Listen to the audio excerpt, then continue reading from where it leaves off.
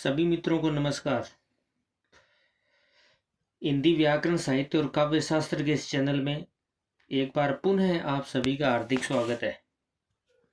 मित्रों, आज हम काव्य शास्त्र के एक बहुत ही अहम बिंदु पर चर्चा करेंगे। अलंकार संप्रदाय के विषय में आपको पूर्व में जानकारी दी गई, उसी से जुड़ा हुआ आज का महत्वपूर्ण बिंदु है। आज हम जिस बिंदु की चर्चा करने जा रहे हैं वो उपमा अलंकार को लेकर के है। अर्थात उपमा अलंकार के विषय में आज हम विस्तार से जानने का प्रयास करेंगे। भामह अलंकार को काव्य की आत्मा मानते हैं।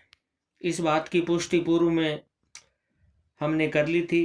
अलंकार संप्रदाय में भामह के विषय में हमने जाना था कि अलंकार संप्रदाय के सबसे अहम समर्थक रहे हैं। भामह ने अलंकार को काव्य की आत्मा माना है। अर्थात जिस प्रकार आभूषण स्त्री के सौंदर्य में वृद्धि करते हैं, उसी प्रकार अलंकार भी काव्य के सौंदर्य में वृद्धि करते हैं। भामह का मानना था जिस प्रकार आभूषण स्त्री के सौंदर्य में लावण्यता ले आता है, उसी प्रकार अलंकार भी काव्य के सौंदर्य में लावण्यता ले आता है। मित्रों, आज हम उसी अलंकार से जुड़े हुए एक अहम अलंकार के विषय में चर्चा करेंगे। अलंकार का नाम है उपमा अलंकार, जैसा कि स्क्रीन पर दिखाई दे रहा है। उपमा अलंकार, उपमा शब्द में ही सब कुछ निहित है। उपमा शब्द का अर्थ है तुलना। इस अलंकार में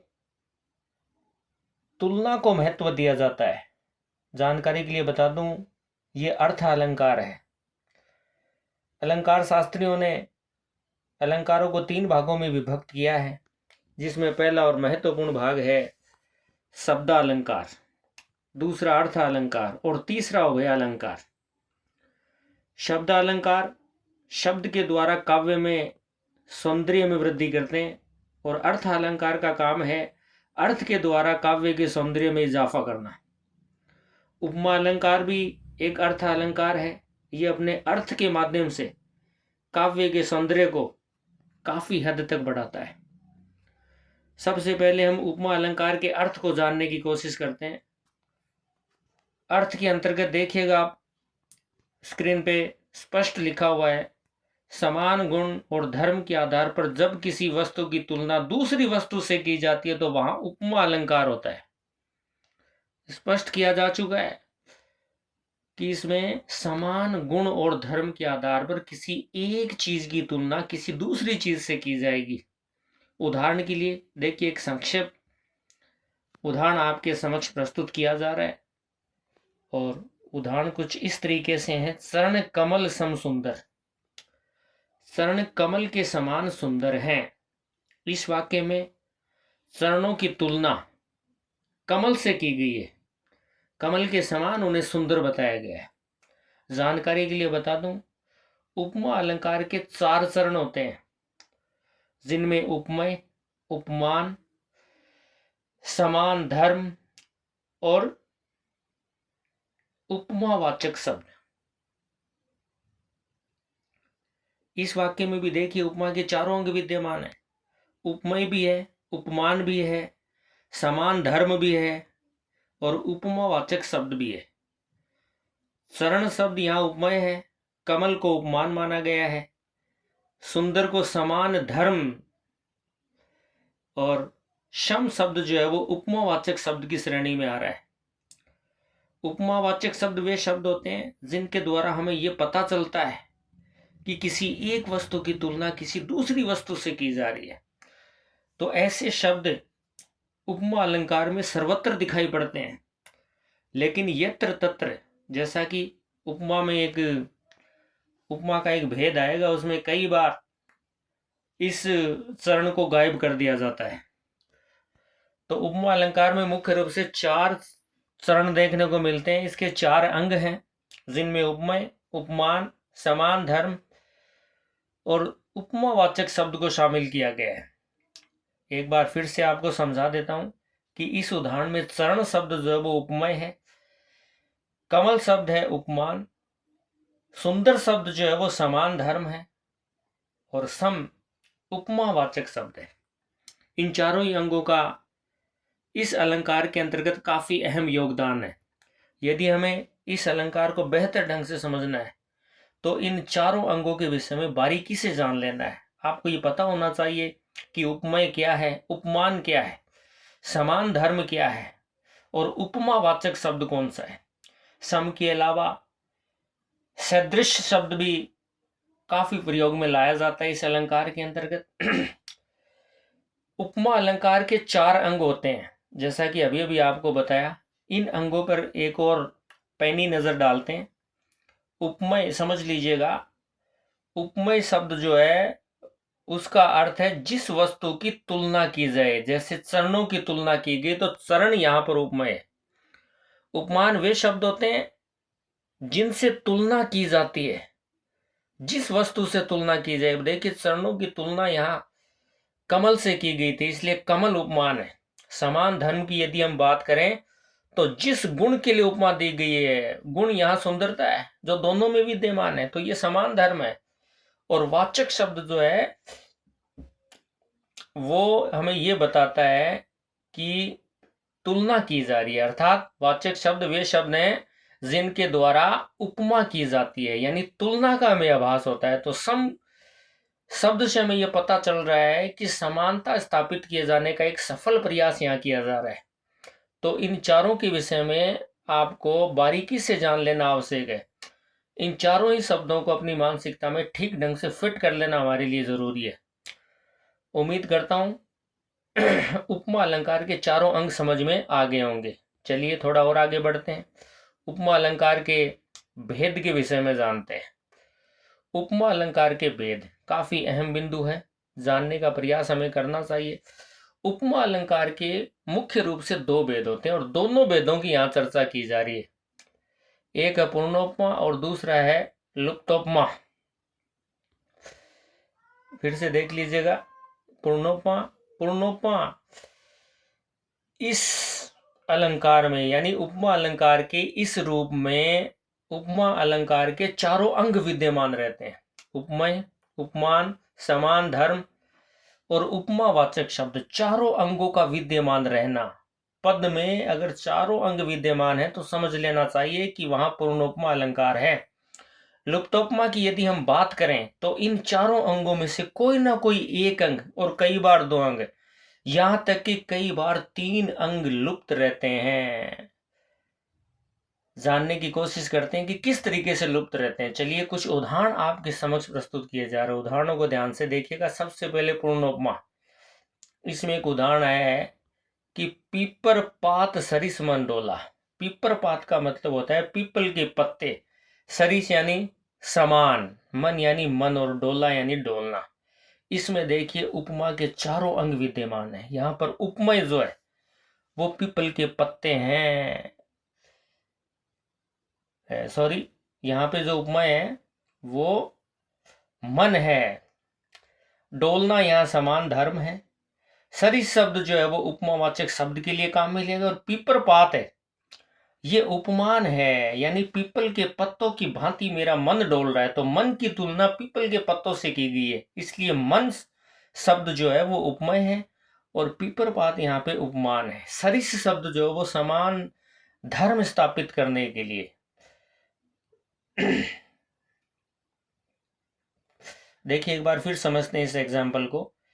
पीपर पात सरिस मन डोला। देखिए इसमें पीपर पात शब्द जो है उसका अर्थ है पीपल के पत्ते, सरिस यानी समान, मन यानी मन और डोलना यानी डोल रहा है, यानी पीपल के पत्तों की भांति मन डोल रहा है। तो यहाँ पे हम जानने की कोशिश करेंगे, ध्यान से सुनिएगा कि उपमय यहाँ क्या है। यहाँ मन उपमय है, पीपर पात उपमान है, डोलना समान धर्म है और सरिस यानी समान ये उपमावाचक शब्द है।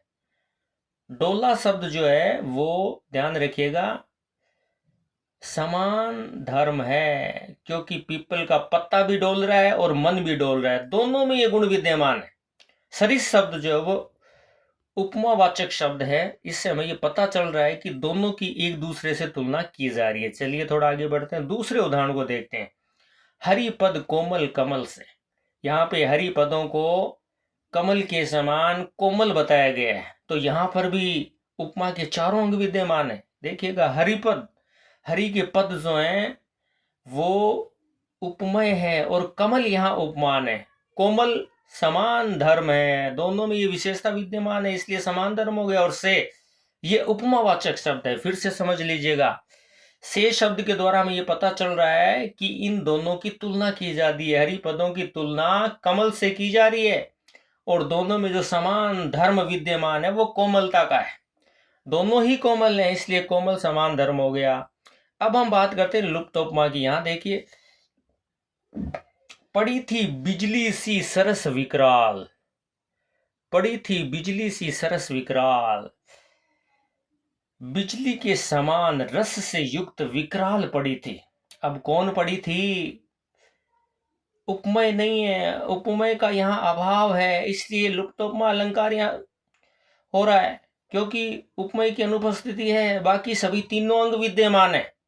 इसी प्रकार नीचे वाले वाक्य को समझ लेते हैं। वारिज नयन राम इत आए, वारिज नयन राम इत आए, वारिज, यहाँ देखिए जो उपमावाचक शब्द है उसका अभाव है।